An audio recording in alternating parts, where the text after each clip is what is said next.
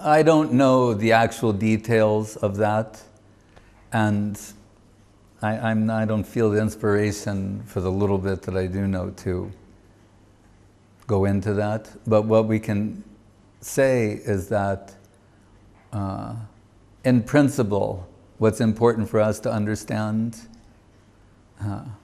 because if we start discussing about Brahmins and Vedic culture, and it's not entirely relevant to our present situation.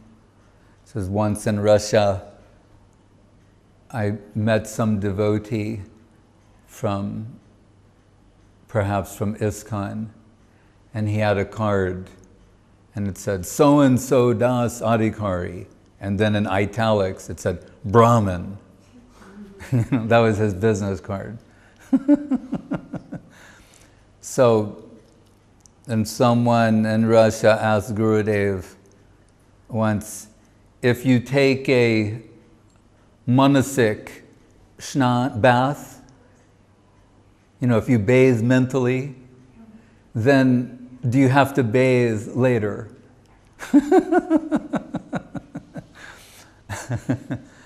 So, somehow Gurudev, he quoted some sloka with regards to Brahmins, and we shall recall at this time that His Divine Grace is a Brahmin by birth. Right? The village he comes from, the original name would have been Brahmanpur, and the modified name in time become Brahmanpar, but it's Brahmanpur. So not only is he a Brahmin, the town he comes from is called like Brahmanville, right? The place where Brahmins are from. So he's a Brahmin to the extreme, and that could be observed. I mean, Brahmin is still a triguna appellation. It's within the modes Tama, Raja, Sattva, the highest aspect of the triguna plane. But you could see in him observable Brahminical traits such as preoccupation with the Panjika, the calendar, astrological calculations and interpretations, shastric interpretations, medical advice, all things very consistent with Brahminical nature. But anyway, at this particular time, on this occasion, he said that, and he quoted a sloka that said, the moment a Brahmin crosses the threshold, like the doorway, the threshold. The moment he crosses the threshold and steps outside of his domicile, his house, he's contaminated. And so, in other words, within that world, they can keep everything relatively suchi or pure. But the moment stepping outside of that zone, contamination. So, Srila Guru Maharaj reminds us that the highest quality, most potent disinfecting agent in the Kali Yuga is Nam Sankirtan. So that is our primary interest. And Saraswati Thakur said, Kirtan means a fight.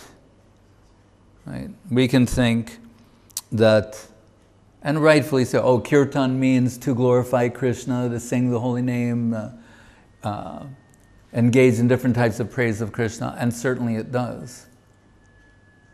And Jiva Goswami says further, Bahubir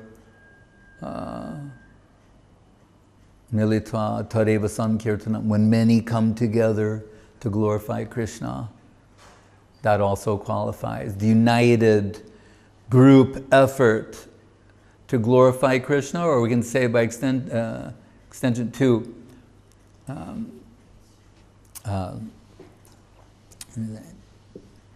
promote the glories of Krishna through preaching, publications. So Saraswati Thakur increased the connotation more by saying it means a fight. The Krishna conception, proper Krishna conception against the Mayic misconception. That was his idea. Not that to stay in seclusion, taking the holy name of Krishna. I'm doing Nam Sankirtan. Pratishtara tari nirjanera gori tava harinam kevala koitava. In the famous song of Saraswati Thakur, Vaishnava K. Who is a Vaishnava? He's saying this type of posturing is cheating. And many things he says there. Vaishnavi pratishta tate korinishta. Our interest is in pleasing the Vaishnavas. So that was his idea. And the reason I'm saying all of this in response to your question is that in the social context of when he began the revolutionary missionary activities of Gaudiya Math and all its subsequent offspring, there are so-called Brahmins and Vaishnavas. So, and Vaishnavas who are Brahmins by birth. So, observing and anticipating that Brahmins by birth, Vaishnavas who, so-called Vaishnavas who are Brahmins by birth, would think less of non-Brahmin Vaishnavas, he introduced the giving of the sacred thread, the upavit. And Srila Guru Maharaj points out that Srila Jiva Goswami previously made some observations that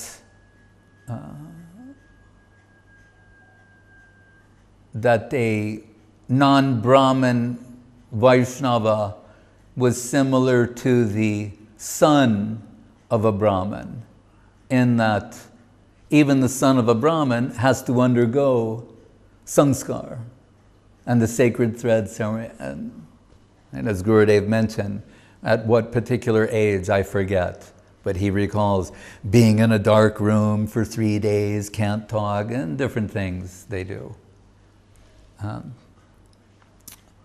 But so Jiva Goswami compared that position to being the son of a Brahmin, implying, yet some qualification is necessary, and hinted that a Mahajan in the future may actually give the Brahmin thread.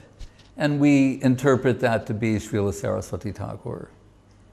So the point is, he gave the Brahmin thread to combat the misconception that non-Brahmin-born Vaishnavas were less than Brahmin-born Vaishnavas.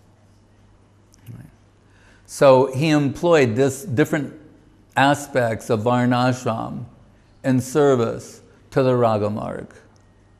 So Guru Maharaj describes his motto, Pujala Ragapat, Gaurava Bange, Matala Sarujana Bisharange.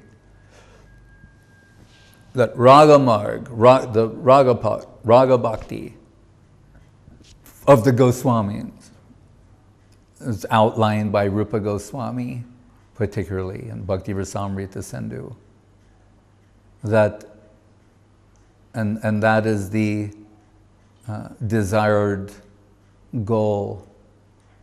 That plane and those servitors shall be held above as worshipable. Anything worshipable, Srila Guru Maharaj pointed out, we put the altar in a high place. And from a few steps below, we worship.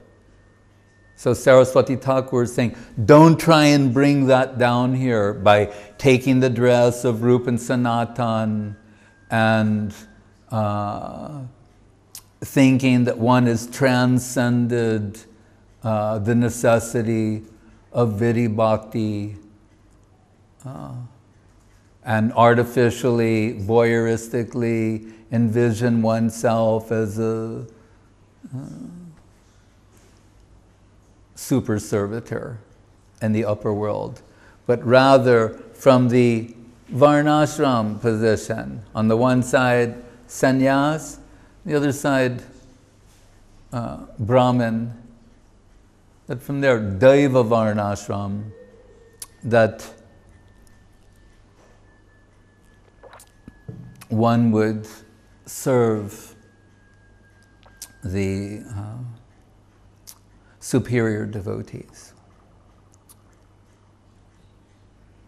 That's how it is relevant to us in terms of other things that are described here and there and about why it's this many, it's not my concern. And I've never put the energy into acquiring that information. As I told recently, when some devotee said to Gurudev, they wanted to change their thread, something had happened, and they said, what is the mantra for putting on the Brahmin thread? And Gurudev said, ask Krishna Sharan, ask Aranya Maharaj, who's Brahmin, and as I said, he doesn't have the computer, but he has stacks of paper and little books, and he looked through all his papers, he couldn't find it. The person came back to Gurudev, and Gurudev said, chant Hare Krishna. So, really, for us to make much out of this would be, what's the word? Well, it would be too much. But then if someone says, well then why, out of deference to the wishes of Srila Saraswati Thakur, why we do what we do is, as I told in the song, Vaishnavi Pratishta Tati Korinishta, to please the Guru Varga, what is pleasing to Srila Saraswati Thakur and his followers. They're doing things in a particular way, and we're trying to maintain that and not take those things lightly, that they'll be dismissed lightly. He made these adjustments, we're following that. If someone says, well, theoretically, someone else could make other adjustments, yeah, it's true, theoretically they could. But what is the stature of Vaishnava who will make such adjustments? We'll have to carefully consider. And we see Srila Guru Maharaj, Srila Gurudev, they maintain this tradition, and we're also following that as given, particularly here by Srila Guru Maharaj. Any other question? Yes. We wanted to ask, it is known that now the month of Chaturmasya starts, and is there any fasting, and is it possible for us to fast somehow? Is it necessary? Is it pleasing? Again, I'll defer to Srila Guru Maharaj to understand the principle. Right? So we should always remember, the principle, what is the purpose of all of this? Is it to become free from sinful reactions? Like, we've done many bad things, we're bad people.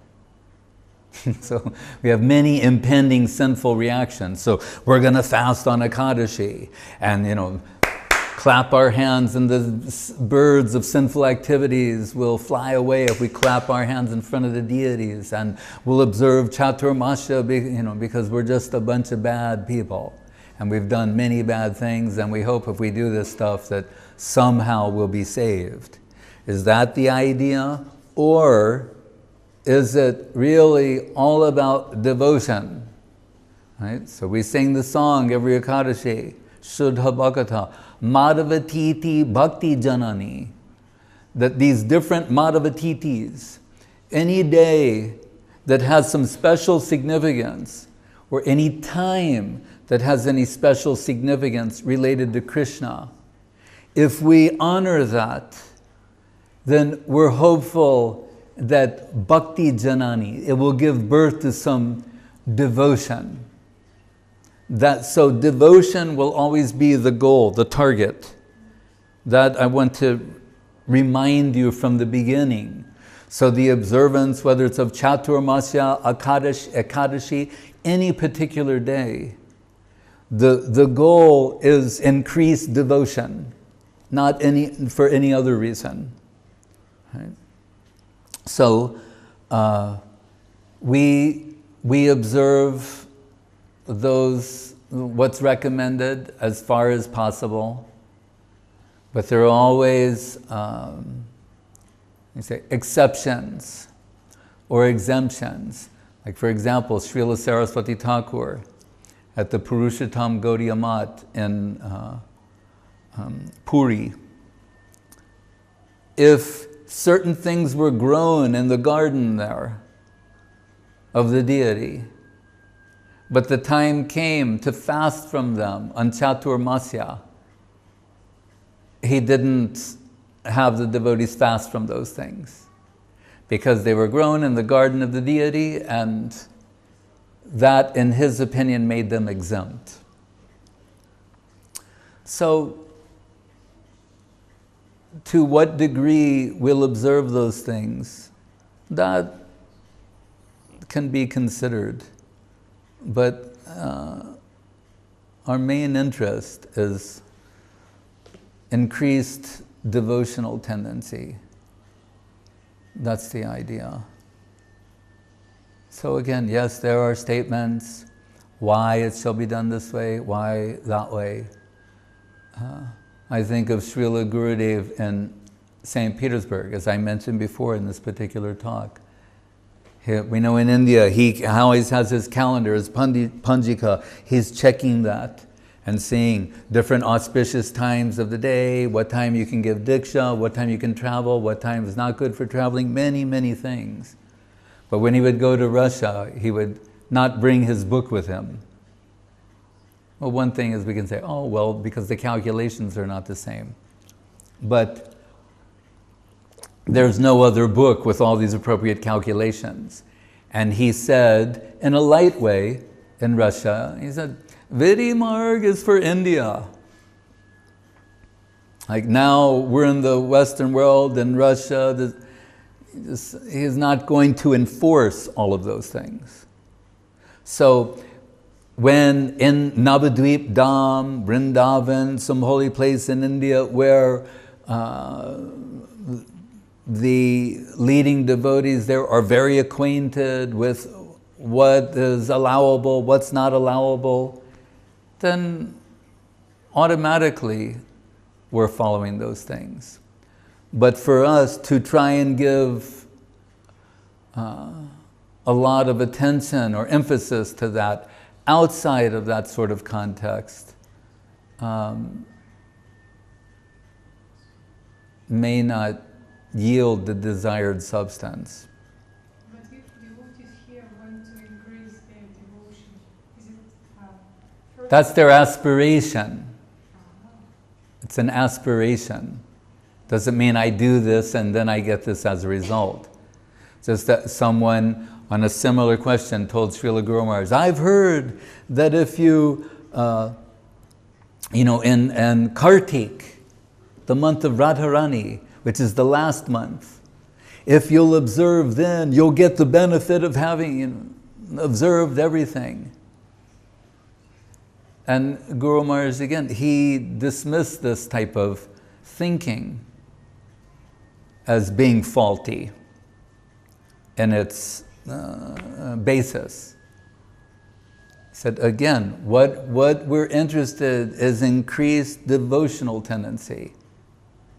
So if it has some connection with that, anukulyasya sankalpa pratikulyasya varjanam, then we're accepting that. But if at the basis is some other idea, or if by observance it awakens another tendency within us, then we'll be careful about that.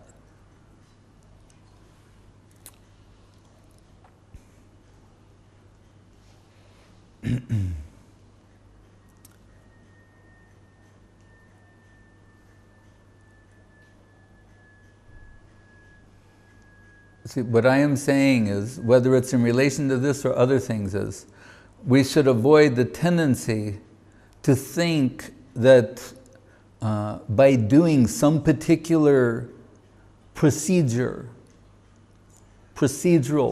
type activity, that we're going to get something spiritual because of that. But if we say, like today is Ekadashi, we're told, oh, your devotional activities, they can be some increase on that day. Maybe we'll read a little more, chant a little more, volunteer for some particular service, a little extra. But with the hopes that it may awaken devotional tendency, not a empiric kind of A plus B equals C, or cause and effect. I'll do this and I'll get that. Anyabhilashita shunyam jnana karmadyanavritam. It can't be calculated along those lines. Calculating reward by observance. But if something we're hopeful it may awaken an increased dedicating tendency in us to give ourselves more, to sacrifice ourselves more, then we embrace that. So outside of India, we're not pressing the devotees on the details of particular observance. And Gurudev, like with regard to Ekadashi, allowing that within the mat, he gave 3 examples of 3 different levels of, or styles of observance. Himself, Aranya Maharaj, Haricharan Prabhu. They're approaching this in different ways. So I've said the guiding principle is to not engage in any particular type of observance in such a way that it incapacitates one for service. That'll be the guiding principle. You understand? That my observance will not incapacitate me for service, because that's the ultimate irony, with the real goal being to try and achieve increased dedication that we'll observe in such a way as we become incapacitated for service. That can't be right.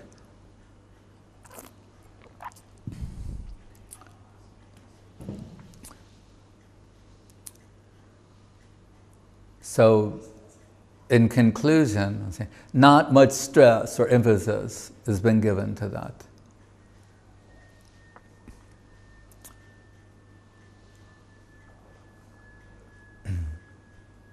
So finally, it's all up to the devotees, like they chant a little bit more by themselves, try to improve themselves somehow, their service, their dedication, devotion. Not by observing some rules, but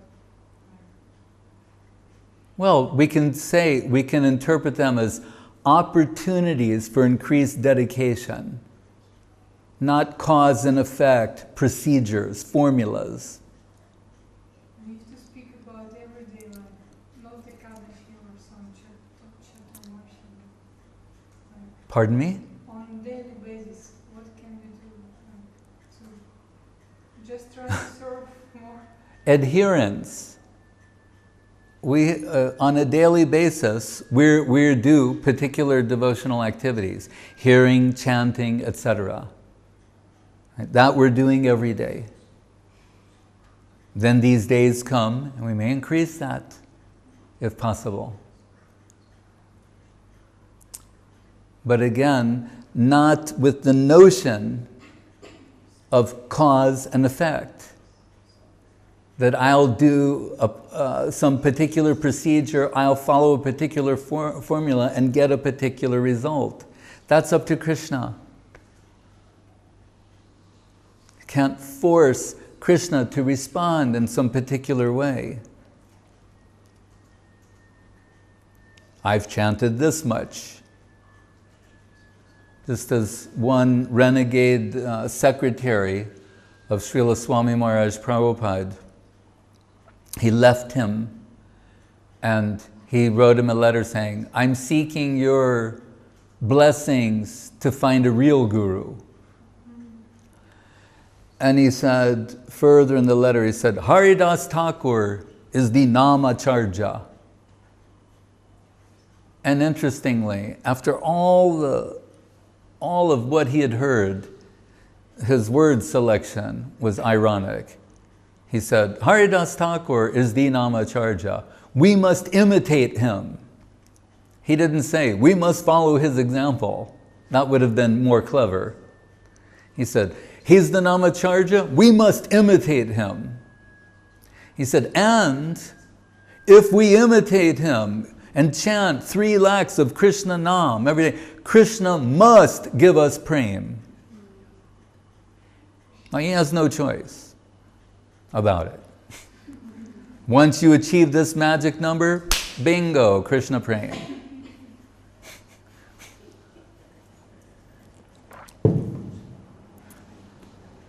That's what I'm talking about. So,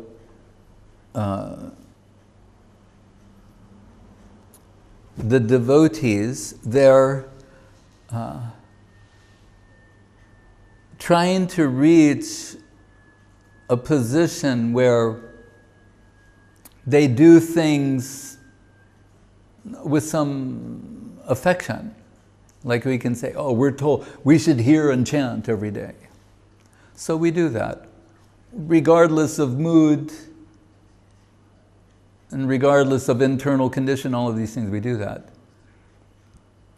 But what is hoped for is that we'll like to do that. Some eagerness, some hunger for these things. And that's a very different thing. Right? Once, some devotees told, or they were at a darshan of Srila Saraswati Thakur, and he could sense in them that they wanted to ask him some question, but they were apprehensive about expressing it. And he inquired from them, and finally they said, like, we're ashamed to admit it, but we've been doing all these things for so many years, and we don't feel like we've gotten anything substantial.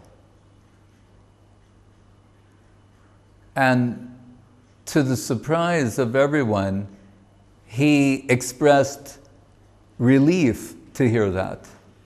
It's like, oh, okay, then you're okay. And everyone was shocked.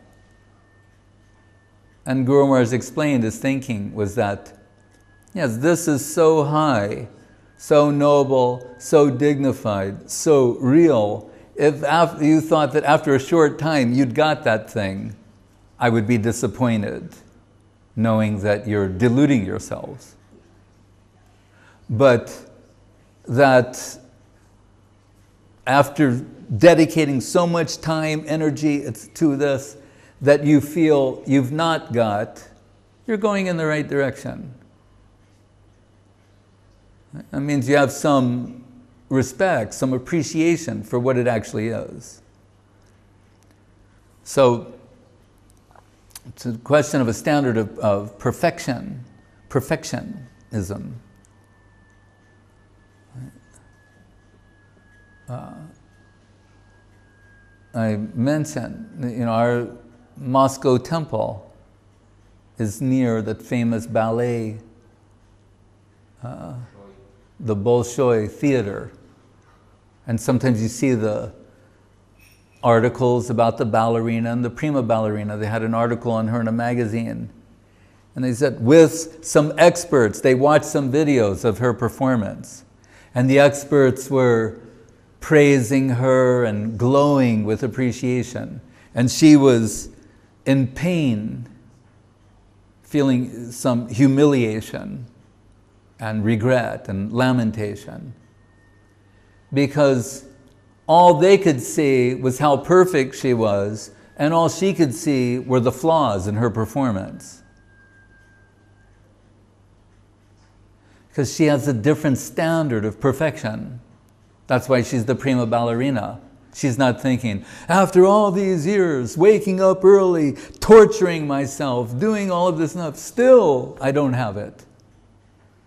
But yes, she acknowledged she hasn't reached perfection, but she's going forward. And knowing, most likely, in this lifetime, she's not going to achieve perfection. But she considers it so high, so wonderful, so dignified, it's worth sacrificing your life to. She can think that way about ballet. Then what to speak of Krishna consciousness? The researchers, they're trying to find a cure for cancer. And their every waking moment, they wake up in the middle of the night, write something down. They're thinking, and they're doing this for years. And they die unsuccessful. Is their life wasted? They'll say, no, it's such a noble, dignified cause that if I made 1 inch in the right direction, it's a valuable service to humanity. Right? They went through so much education, so much, they dedicated their whole lives to this and didn't find a cure. They don't consider that they wasted their lives. They think, I dedicated my life towards something valuable. So if someone can feel that way about that, then what to speak about the pursuit of Krishna consciousness? One devotee told Srila Guru Maharaj, similar to those disciples of Saraswati Thakur, I'm reading the Bhagavatam for so many years, but I don't have so much appreciation or taste, or I'm kind. And Guru Maharaj said, then stop reading the Bhagavatam. And he said, oh, I don't want to do that. Then Guru Maharaj said, oh, then you do have some appreciation. So, the overall view, Guru Maharaj said, the finite is approaching the infinite. And we're going to say, as a finite soul, I have to admit, I haven't captured the whole of the infinite yet.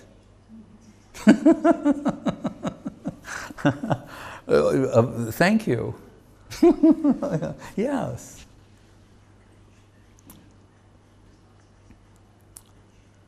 God helps those who help themselves. So to respectfully approach these things again and again, day after day, there has to be some sort of appreciation, which can be interpreted as affection or magnified. When that appreciation is grown and developed and refined and turns into appreciation and further to ruchi, right? Ashakti, bhav, there's a way that it grows and develops. We're told the Bhakti Lata Bij is nourished by Shravanam, Kirtanam, Smaranam, etc. But that requires some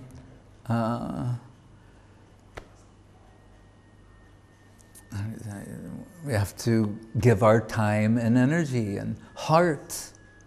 Where's your heart? What's in your heart?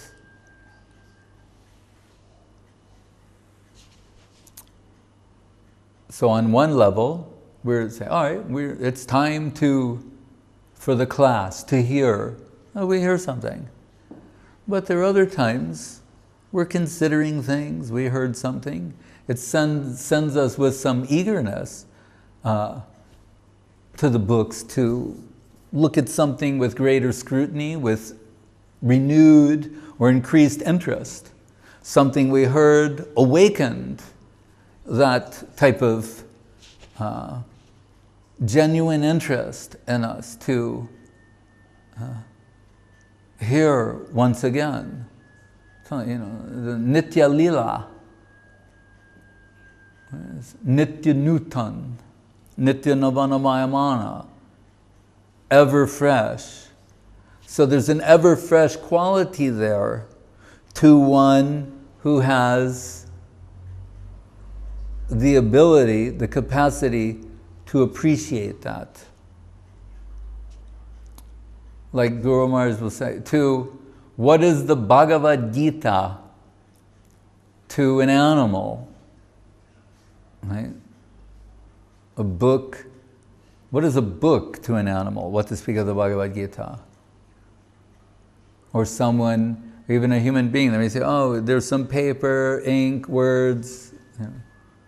If they have no capacity to appreciate what is there.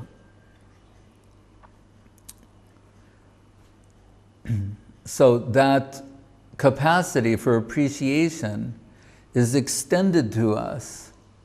It's a gift from Guru and Vaishnava.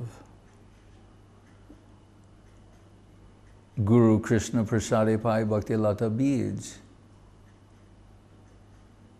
So by their grace, some ability comes to us to appreciate something.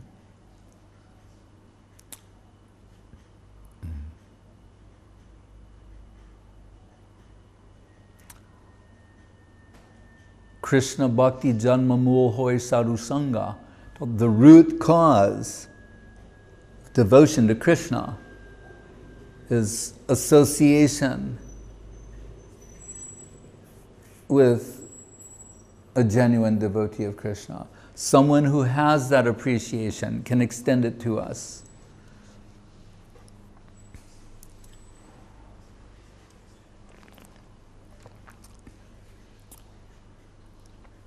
I remember taking the beginning art class. It was required. You have to take this. I also like it, but I'd not really studied it. Anyway, you go to the class. And the teacher starts teaching you different things about composition, color, perspective, many different things. And you're sort of hearing this, and it's all seems in somewhat fragmented, random, whatever. What we can say at a certain point, and you're looking at paintings, and they're showing you paintings and telling you that these things they just described about perspective, color, composition, subject matter, all that, showing you how these principles are being employed within these paintings. And you're looking at it. And gradually, it's making a little sense to you. But then, if you're fortunate, one day, you have an awakening, an epiphany. You're looking at these paintings, and what was very flat, right, suddenly goes 3D. It has depth. And you're seeing all these things that you were told up to that point. Now you're observing that yourself in a realistic way, and you're feeling it and appreciating it. So you can see it was the cumulative effect of attentive hearing. Right? Shraddhanvato nushanayad atabarnayedya. So we're hearing, serving, with this aspiration. And by the grace of the Guru Varga, some appreciation may be extended to us. That's the way. As when I asked Srila Gurudev once about the Chaitanyastakam of Rupa Goswami, a particular sloka, and he explained it in a wonderful way, and then I said to him, "Oh, when did you memorize this?" And he said, "I never did." And I was surprised. And he explained, he said, every day at noon, well, before noon, but in the noontime bath, when Srila Guru Maharaj is bathing, he said when he's pouring the water from his lota, or he's chanting this, right? Like Raso Dama Kamar Buddha Madhura Damodrila Tanur Jatinam Utanksha Starani Kara Vidyoti Vasana Hiranyanam Lakshmi Baram Abhibhavan Angika Rucha Satchetan Nakme Punar Pidashorya Sativadam. He's chanting, and Gurudev said, I am cleaning his room, taking his laundry, doing different seva to him. But while doing that seva, I'm hearing this.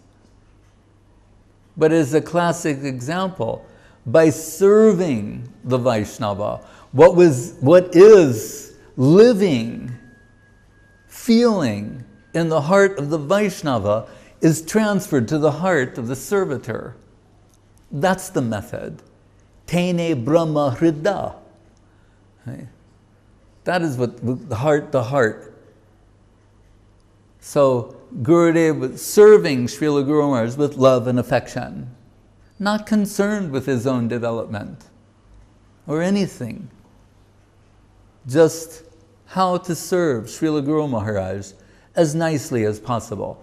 His concern was for Guru Maharaj's convenience, everything. And by being and sacrificing himself on the altar of that seva. That is the Sri Rupa Manjari Pada import. Say vrata, say tapa, say mora mantra japa,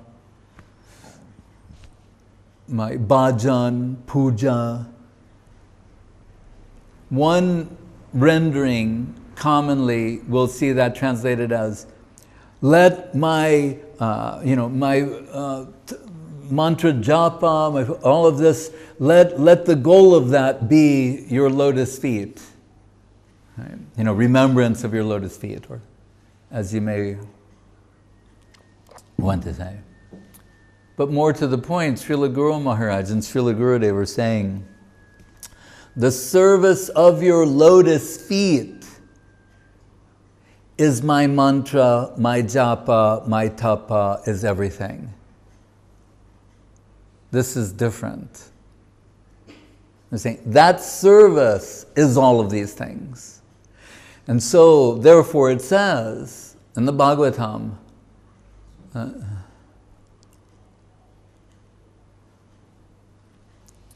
Etat sarvam guru bhakya purusho hyanjasho jayet.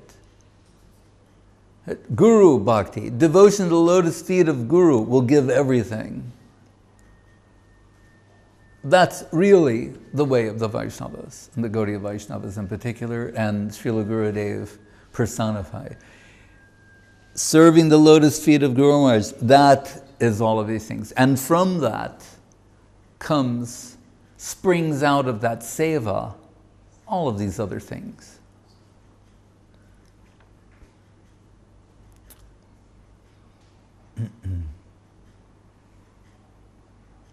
So by service, Krishna Bhakti Mul, Janma Mul Hoy Sadhu Sangha, by service to the lotus feet of Guru and Vaishnava, the devotion that is in their heart is transferred to the heart of the servitor. That is the way, and the best way, the happiest way. The idea that we'll achieve something on our own is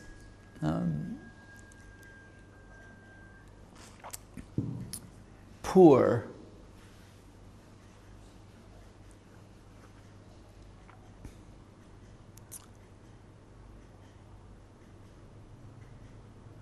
there is nothing in comparison to the wealth that is in the heart of the Vaishnavas.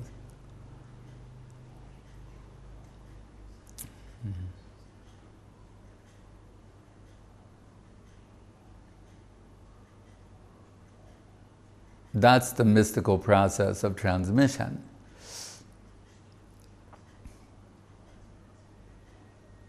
In Saraswati Thakur, the mystical power transmission of the Rupa Nuga line from Saraswati Thakur to Srila Guru Maharaj, because Guru Maharaj's realization and affinity and adherence to Sri Rupa Manjari Pada,